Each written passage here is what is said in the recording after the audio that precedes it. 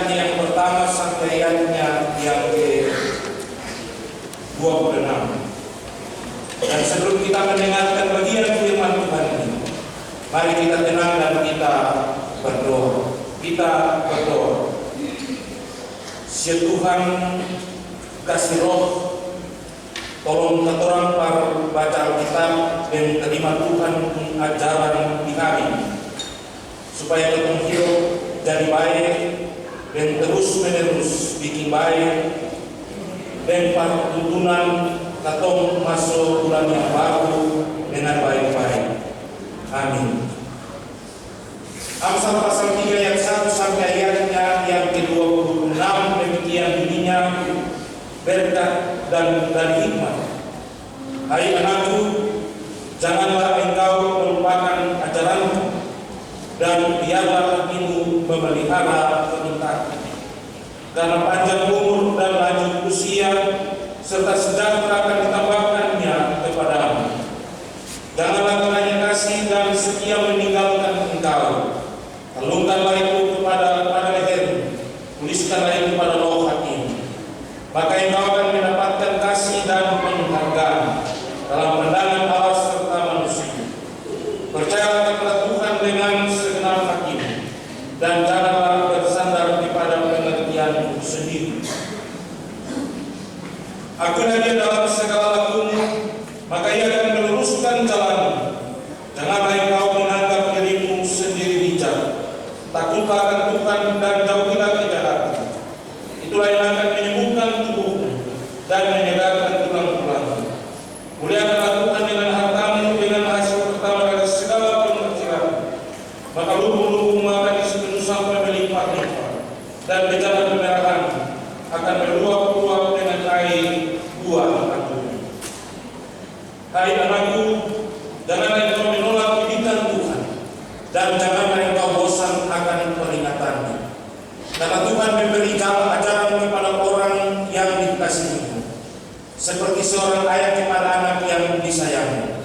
Berbahagialah orang yang mendapat hikmat, orang yang memperoleh kepandaian, karena keuntungannya melebihi keuntungan perak, dan hasilnya melebihi emas.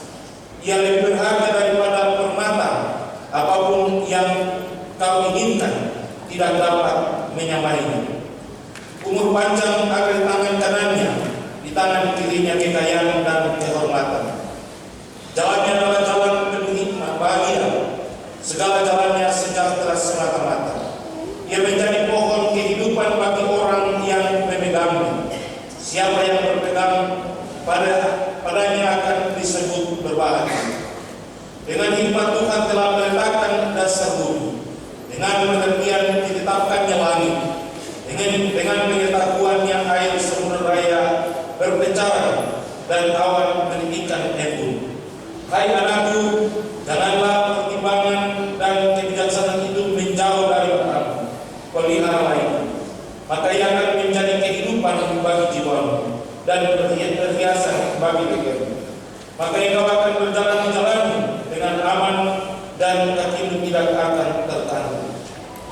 Jikalau engkau berbaring, engkau tidak akan terkejut, tetapi engkau akan berbaring dan tidur nyenyak.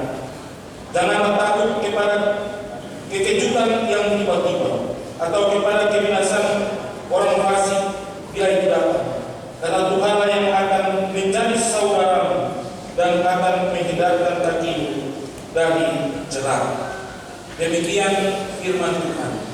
Yang berbahagia kita semua yang mendengarkan bagian firman Tuhan dan mau memperlakukannya di tengah-tengah hidup kita hari lepas hari.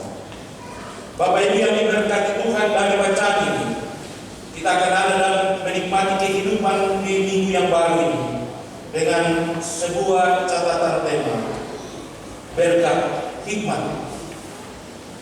Setiap orang pasti merindukan berkat, dan setiap orang pasti akan merasa nyaman, aman dalam kepenuhan berkat-berkat yang dinikmati di tengah-tengah hidup ini. Tetapi hikmat juga menjadi bagian yang sangat penting dalam membangun kehidupan, dalam membangun sebuah kehidupan yang berhubungan dengan orang lain di tengah-tengah hidup. Itulah sebabnya dalam kitab Amsal pasal 3 ayat 1 sampai ayat yang ke-26, pengamsal sangat memahami arti dan pentingnya sebuah kehidupan, tetapi juga dia merasakan dan merindukan apa itu berkat-berkat yang harus dinikmati dengan perjalanan hidup yang dijalani. Oleh sebab itu, setiap orang ingin mendapatkan berkat dan menikmati hikmat dalam kehidupan yang harus dinikmati. Pengamsal memberikan resep dan jurus yang luar biasa yang harus dilakukan oleh setiap orang untuk mendapatkan hikmat dan berkat ini. Dari bagian ini ayat pertama dikatakan, hai anakku, jangan engkau melupakan ajaranku dan biarlah hatimu memelihara perintahku. Rupa-rupanya pengamsal memahami sungguh bahwa setiap orang akan mendapatkan berkat dan hikmat daripada Allah ketika dia tidak pernah melupakan ajaran Tuhan dan selalu melakukan serta memelihara perintah-perintah Tuhan di tengah-tengah hidupnya. Dan bagi pengamsal, ketika orang mulai memelihara perintah Tuhan dan melakukan ajaran-ajaran Tuhan, hal yang pertama yang akan dia nikmati di tengah-tengah perjalanan hidup itu adalah umur panjang dan lanjut usia. Kalau kita ingin menikmati hidup di dunia yang penuh dengan pergumulan dan tantangan yang berat ini, kita ingin sekali hidup sampai kalau kita mati menangis sampai bisa-bisa kita juga ikut mati. Padahal ketika kita menjadi orang Kristen yang memahami tentang pentingnya kematian itu, maka kita pasti percaya bahwa kematian itu adalah anugerah.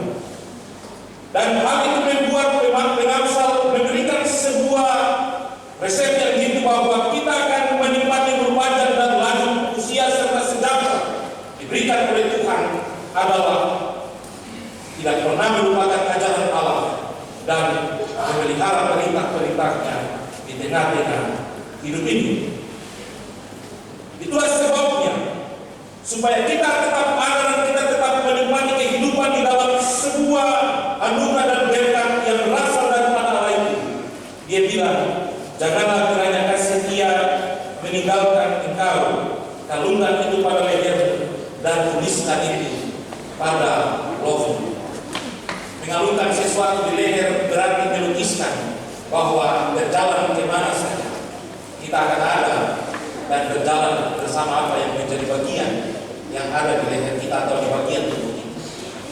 Dan bagi pengamsal yang mengajak kita untuk mengalungkan segala perintah Allah dan tidak pernah melupakan ajaran Allah di tengah-tengah hidup kita. Karena itu kita akan memperoleh berkat. Dan bukti itu ada pada ayatnya yang keempat. Maka engkau akan mendapatkan kasih dan penghargaan dalam pandangan Allah serta manusia. Hari ini Bapak Ibu, saya dapat sebuah penghargaan yang luar biasa. Karena semua orang ada dalam acara etik. Saya hanya dengan pakaian toga. Bapak, orang bilang, pendeta hari ini saya kasih barang ini. Ini kain ini dia punya nilai yang tinggi dengan topi ini. Itu membuktikan bahwa pendeta adalah sukunya orang Batak. Artinya tuada orang yang punya pengaruh dan orang yang luar biasa bagi suku Batak. Berarti hari ini saya mendapatkan penghargaan dari manusia. Berarti saya juga berusaha untuk mendapatkan penghargaan dari Allah. Dan bagi pengamsal, dia bilang, ketika kita mengikuti perintah Allah dan menyimpan itu dalam hati kita, maka kita akan mendapatkan penghargaan. Penghargaan dari Allah merupakan sebuah anugerah yang harus kita nikmati di tengah-tengah hidup ini. Apalagi ketika kita menikmati semua itu, dari manusia saja kita bangga dan senang, apalagi dari Allah. Dan sebenarnya Allah telah memberikan penghargaan yang luar biasa di tengah-tengah kehidupan kita sepanjang hidup ini. Bapak Ibu yang berikut, kalau kita sudah percaya dan memahami bahwa penghargaan telah diberikan kepada kita di tengah-tengah hidup ini, Tuhan cuma bilang saja, percayalah kepada Tuhan dengan segenap hatimu dan janganlah bersandar kepada pengertian sendiri. Akuilah Dia dalam segala laku, maka Ia akan meluruskan jalanmu, sehingga engkau akan maka Dia akan meluruskan jalanmu. Bapak Ibu, memberi kepercayaan itu sangat penting. Ada perempuan dengan laki-laki yang pacaran di bawah pohon mangga. Lalu lo tidak tahu kalau perempuan yang mangga itu ada di atas pohon. Lalu perempuan dia bilang, "Pace, kau benar-benar cinta saya kan tidak?" Jadi dia menjawab, bagaimana supaya perempuan percaya bilang, "Pace, kalau kau telah percaya sudah tak apa-apa. Nanti Pak Ibu yang di atas itu dia saja yang tahu." Langsung Pace di atas pohon bilang, "Kamu urusan yang campur dengan saya." Itu berarti sesuatu yang membuktikan dan sebuah kerinduan untuk percaya. Ketika kita percaya kepada Allah dengan sungguh-sungguh dan tidak pernah pikirkan tentang hal-hal yang lain, Dia bilang begini, maka Ia akan meluruskan jalanmu. Jadi ketika jalan kita, kemauan kita, keinginan kita mau pergi ke situ, Tuhan kasih. Karena kita percaya hanya kepada Allah. Kalau kita tidak percaya kepada Allah, hati kita di tempat lain, tapi mulut kita bilang percaya kepada Allah, kita sampai mampus pun Tuhan bilang bukan. Karena Tuhan tahu segala sesuatu. Tuhan tahu apa yang menjadi bagian hidup kita di tengah-tengah ini. Kemudian yang berikut Bapak Ibu, dari bacaan ini dikatakan, janganlah engkau menganggap dirimu sendiri bijak, takutlah akan Tuhan dan jauhilah kejahatan. Itulah yang akan menyembuhkan tubuhmu dan menyegarkan tulang-tulangmu. Ayat 7 dan ayat 8 merupakan sebuah hal yang sangat penting dalam kehidupan kita. Kita kadang-kadang menganggap diri kita lebih dari segala-galanya. Kita kadang-kadang sudah dapat sesuatu yang menjadi luar biasa, kita menganggap orang lain terlalu kecil di tengah-tengah kehidupan. Itulah sebabnya Tuhan mengajak kita untuk menjauhi segala kejahatan. Maka Tuhan akan menyembuhkan kita dan menyegarkan tulang kita. Sakit sikunya saja orang bilang, Tuhan tulang sakit apa-apa. Seandainya Tuhan membuat kita sembuh dan membuat tulang-tulang kita menjadi segar, maka kita pasti akan kuat dan melakukan apa yang luar biasa. Kemudian ayat 10 dan 9 dan ayat yang 10, kita semua pasti merindukannya. Muliakanlah Tuhan dengan hartamu, dengan hasil pertama dari segala penghasilanmu, maka lumbung-lumbungmu akan isi penuh sampai melimpah-limpah, dan bejana pemerahanmu akan meluap-luap dengan air uangmu. Tuhan itu luar biasa Bapak Ibu. Dia memberi perintah, tapi Dia juga memberi sebuah jaminan. Kita semua ingin diberkati Tuhan, tapi Tuhan bilang, muliakanlah Tuhan dengan hartamu, dengan hasil pertama dari segala penghasilanmu. Kira-kira kita pernah bisa memuliakan Tuhan dengan segala hal yang ada. Di kampung ketika tugas ada seorang pemudi, dia datang, dia bilang, Pak Pendeta, ini saya punya hasil hulu. Ada sebuah envelope yang tebal. Ini hasil hulu apa? Kebun kamu tidak. Hari ini saya punya hasil hulu sebagai pegawai negeri. Gaji pertama saya kasih, saya silakan Tuhan. Saya bilang, wah, berarti kau makan kan 1 bulan ini. Dia bilang, Pak Pendeta, sebelum saya dapat kerja berbulan-bulan dan bertahun-tahun, Tuhan jaga saya sampai hari ini. Masa 1 bulan saja Tuhan kasih tinggal saya kan? Jadi gaji pertama 1.000 saya tidak ambil, saya kasih semua ke Tuhan. Saya bilang, Tuhan, nanti kau beri bagaimana? Saya bilang, Tuhan bilang, maka lumbung-lumbungmu akan diisi penuh sampai berlimpah-limpah, dan bejana pemerahanmu akan berbuah-buah dengan air buah-buah. Syukur, ternyata dia punya moto dari hidup itu. Muliakan Tuhan dengan hartanya, maka Tuhan akan memberikan lumbung-lumbung yang menjadi penuh. Kadang-kadang kita khawatir dan kecewa. Kadang-kadang bahkan selalu kita pikir kita punya hidup ini, lalu kita tidak pernah pikir Tuhan. Padahal Tuhan sendiri biar kita pikir luar biasa.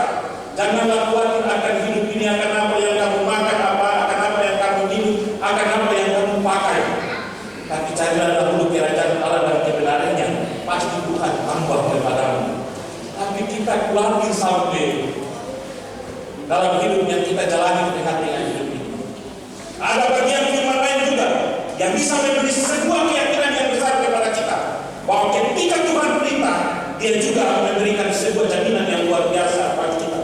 Dan hari ini Lebaran bilang, muliakanlah Tuhan dengan hartamu, dengan hasil pertama dan segala penghasilan, maka lumbung-lumbungmu akan diseluruh sampai berlimpah-limpah, dan bejana kemerahanmu akan berbuah-buah dengan air buah agunnya.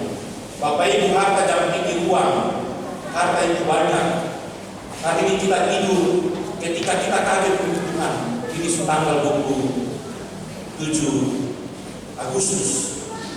Berarti saya masih hidup. Bapak Ibu, hidup itu harta-harta yang paling besar yang bisa kita nikmati. Apakah kita bisa pakai hidup itu untuk memuliakan Tuhan? Jangan pikir uang saja yang kita memuliakan Tuhan, tapi hidup kita, tubuh kita itu harta yang berharga. Kita pakai untuk memuliakan Tuhan. Dan segala sesuatu yang menjadi bagian hidup kita, kita harus memuliakan Allah. Maka Tuhan bilang, maka aku akan memenuhi lumbung-lumbungmu, dan semuanya akan berlimpah-limpah dan berbuah-buah. Kalau air kita taruh di ember, disiram terus, pasti akan tumpah dan terpecah di mana-mana. Kalau kita setia dengan Tuhan, dengan segala hal yang kita berikan, Tuhan kasih itu, nanti kita heran dan kita tak mampu lagi. Tuhan, saya sudah buat hidup harta ini sampai tahu-tahukan di mana lagi. Yang penting kita percaya dan yakin seperti kata-kata benar. Kemudian Bapak Ibu, dalam ayatnya yang ke-11, hai anakku, janganlah engkau menolak perintah Tuhan, dan janganlah engkau bosan akan peringatannya. Sebuah hal yang ditekankan oleh Benhamsa, bahwa kita tidak pernah bosan terhadap apa yang Tuhan buat bagi kita. Kita tidak boleh bosan terhadap apa yang Tuhan mau kita lakukan di tengah-tengah hidup ini. Karena ketika kita tidak bosan, maka Tuhan pasti akan memperhitungkan semuanya. Ini kadang-kadang kita dapat pukul sendiri, Tuhan bosan sayang saya sampai saya sudah satu-satu ini. Tuhan kok telinga tuli kamu. Saya berdoa terus baru kau berdoa dengan saya. Mungkin kita berdoa cuma sampai di jendela, tapi kalau kita berdoa tembus lapor dan sen, Tuhan bilang, Tuhan setiap hari saya dengar kau. Lalu dia kasih apa yang, karena yang 12 dia bilang begitu. Karena Tuhan memberi ajaran kepada orang yang dikasihimu, seperti seorang ayah kepada anak yang disayanginya. Kalau kita nakal-nakal dapat pukul itu orang tua saya. Kalau tidak dapat pukul berarti orang tua bilang sudah gila mati, sudah lebih baik supaya jangan ini susah dan sibuk di tengah-tengah dunia ini. Kemudian yang terakhir Bapak Ibu, ayat 13 sampai ayat yang ke-26 merupakan bagian yang merupakan hikmat bagi orang-orang yang memperoleh kepandaian karena keuntungannya melebihi apa yang menjadi harapan dan keinginan di tengah-tengah hidup ini. Kita akan ada dan menikmati semua yang bisa kita nikmati kalau kita percaya dan yakin kepada Allah. Kalau kita baca dari bagian-bagian ayat 13 sampai ayat yang ke-26, banyak hal yang luar biasa yang Tuhan buat bagi kita. Karena Tuhan menjadikan segala sesuatu dengan luar biasa untuk kita menikmati di tengah-tengah hidup ini.